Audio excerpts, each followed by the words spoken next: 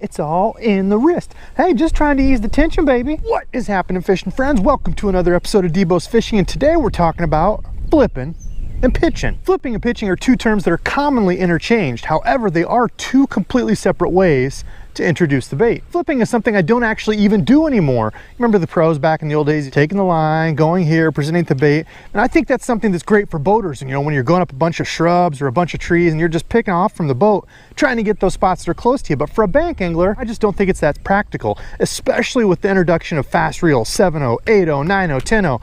If you've got a fast reel like that, you can throw it out and in 3 turns you're back in. So honestly, for me, I just stick with the pitch. What's this old boy doing over here? So the actual pitch, where do you start? Well, you first start by grabbing your bait, right? Whoa, no. Grab the bait, sooner or later, I guarantee you're gonna end up with a hook in your hand. So whenever you're going to present your bait and you actually need to catch it with a claw, right here.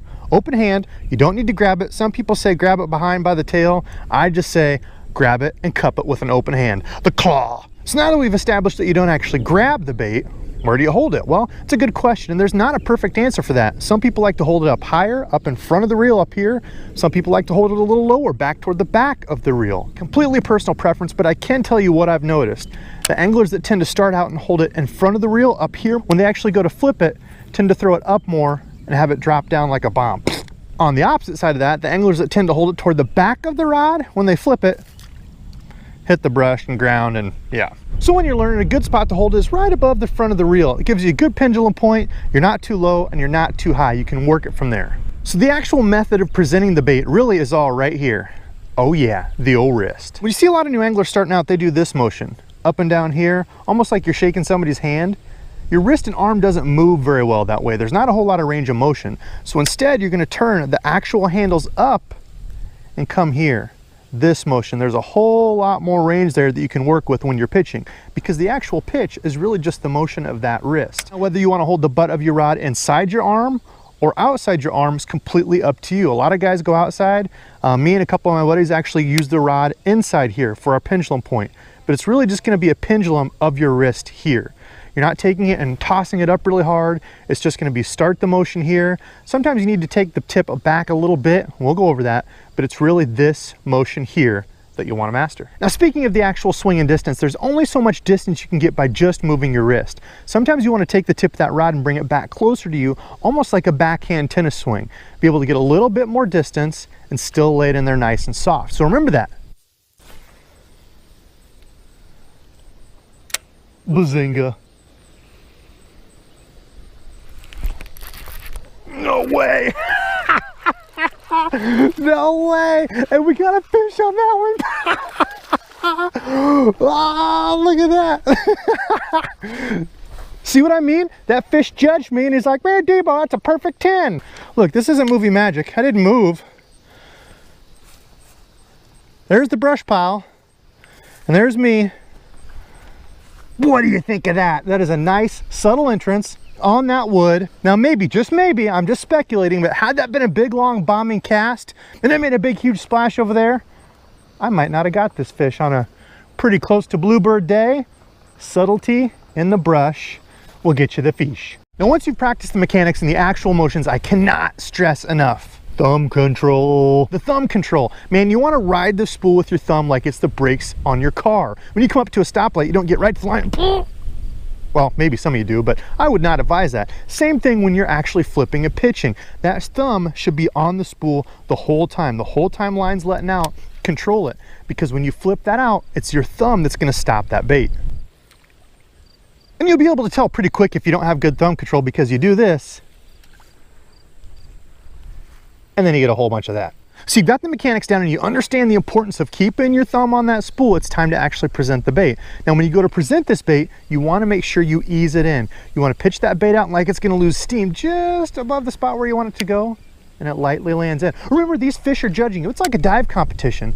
The softer you can get that bait in there, the better chances you have of that fish wanting to be your friend and eating your bait. Just as important on that subtle entrance is keeping the bait parallel to the water. The higher you arc up that bait, the more this motion it has, it's going to come down with more of a splash. There's a few things to that. You might have too heavy of a weight, you might be releasing it too late and really flipping it up in the air, but just try to keep in mind the whole time you're doing that, try to keep it as parallel to the water as you can.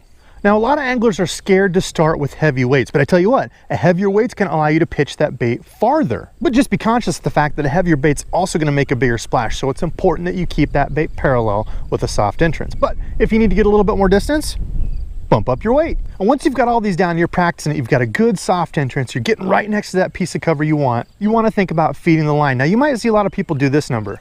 They pitch it out, it lands, then they do this, right? You're thinking, man, this guy's getting a backlash every single time. Well, if you're watching one of my videos, I probably am. But you even see pros on the tour doing it. So what's the deal with it then? Are they really backlashing every single time?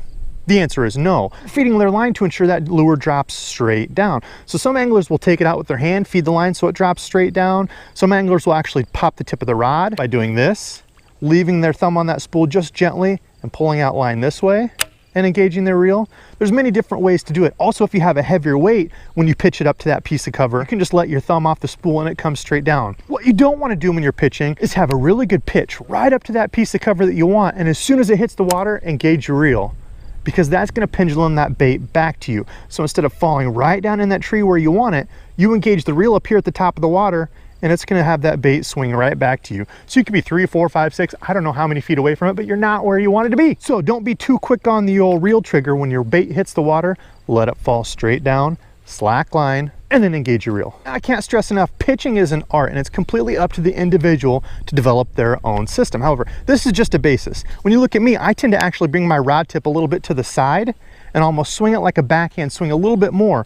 Some anglers are very straight on. Again, some anglers go outside here. So you've got to find what works for you, what's comfortable, and then just practice it. Just like anything else, do it, do it, do it, do it, do it, do it, do it, do it. When you don't want to do it anymore, do it some more. Another important part about your pitching is being dynamic, being different. I know a lot of people tell you to practice, put an ice cream cup or a coffee cup, something in your backyard and flip into it. What I see a lot of people doing is taking it straight up and trying to drop it straight in. So be dynamic in the way you practice. Put some buckets on their side or put a little bench that you have to actually pitch under. Be dynamic about it, switch it up, because when you're out here, you have to pitch under trees, next to logs, in the center of a bush. You never know what you're gonna be faced with, so switch it up. So I hope this helped you all out a ton. Now, if you have any questions, comments, rebuttals, whatever it is, leave them below in the comment section. I love the engagement that I get from all you fishing friends. I love trying to help you out any way I can. Remember, this is just the way I do it. It's not the right way, it's not the wrong way. It's just my way. You have to develop your own way. Until next time. I love you. Now let me play you some beautiful music, so there's this feeling like they're gonna do whatever they want and assert their own will and not worry about how it's being understood or whatever. Yet the wonderful thing about that is that